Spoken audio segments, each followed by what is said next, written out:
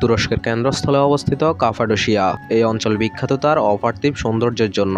কাপাডোসিয়ার বিস্ময়কর পরিচিমনি নামের শিলাস্তম্ভগুলো এক প্রাকৃতিক রহস্য, যা দেখলে মনে হয় কোনো রূপকথার গল্পের ভূমি।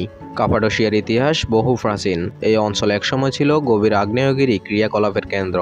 প্রায় 6 কোটি বছর আগে কাপাডোসিয়ার চারপাশে থাকা বহু আগ্নেয়গিরি থেকে প্রবল অগ্নুৎপাত ঘটে।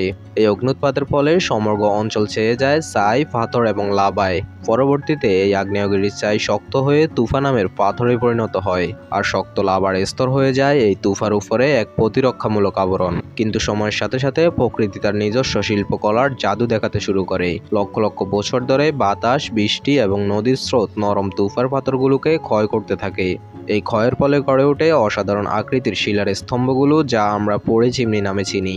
কিছু শিলার আকৃতি এমন যে দেখে মনে হয় এক একটি প্রাকৃতিক মূর্তি প্রকৃতিরই কারুশিল্প, আর তাদের মাথার উপরে থাকা শক্ত পাথরের স্তরগুলো যেন এক একটি ছাতা হয়ে তাদের রক্ষা করে যাচ্ছে।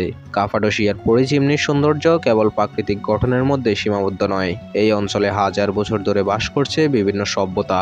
প্রথম দিকে হিটাইটরা এখানে তাদের সাম্রাজ্য গড়ে তোলে, কিন্তু যেটা সত্যিই বিস্ময়কর তা হলো পরবর্তী সময়ে প্রাচীন খ্রিস্টান সম্প্রদায়ের অবদান। খ্রিস্টানরা এই অঞ্চলে এসে পরিচিমনির নরম তুফা পাথরের স্তম্ভের ভেতরে খোদাই করে বানায় গুহাবাড়ি, গির্জা এবং ফুরো ভূগর্ভস্থ শহর। প্রথমে ভাবতে অবাক লাগতে পারে, কিন্তু খ্রিস্টানরা এখানে বসবাস করেছিল তাদের ধর্মীয় নিপীড়নের হাত থেকে বাঁচার জন্য। তারা এই অদ্ভুত গুহাবাসী জীবন বেছে নেয় শত্রুদের আক্রমণ থেকে রক্ষা পেতে। এখানকার গির্জাগুলোতে এখনও পাওয়া যায় খ্রিস্টান ধর্মের প্রাচীন চিত্রকলা, যা এই অঞ্চলের সংস্কৃতিকে আরও রহস্যময় করে তোলে। কাপাডোসিয়া শুধু প্রাকৃতিক সৌন্দর্যেই ভরা নয়, এটি এখন পর্যটকদের জন্য এক আকর্ষণীয় স্থান।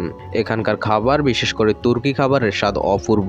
স্থানীয় বাজারগুলোতে পাওয়া যায় হস্তশিল্পের অসাধারণ সব সামগ্রী, যা কাপাডোসিয়ার সংস্কৃতির গভীরতাকে তুলে ধরে। এখানকার ভূগর্ভস্থ শহর আর গুহাবাসী মানুষের ইতিহাস জানার জন্য বহু পর্যটক প্রতি বছর এখানে ছুটে আসে।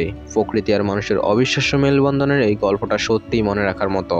কাপাডোসিয়ার পরিচিমনি একদিকে যেমন প্রকৃতির শিল্পকলা, অন্যদিকে তেমনি মানব ইতিহাসের এক গুরুত্বপূর্ণ অধ্যায়। এই অনন্য স্থান আমাদের শিখিয়ে দেয় প্রকৃতি আর মানব সভ্যতার অসাধারণ সহাবস্থান এবং প্রতিকূলতার সাথে লড়াই করার গল্প।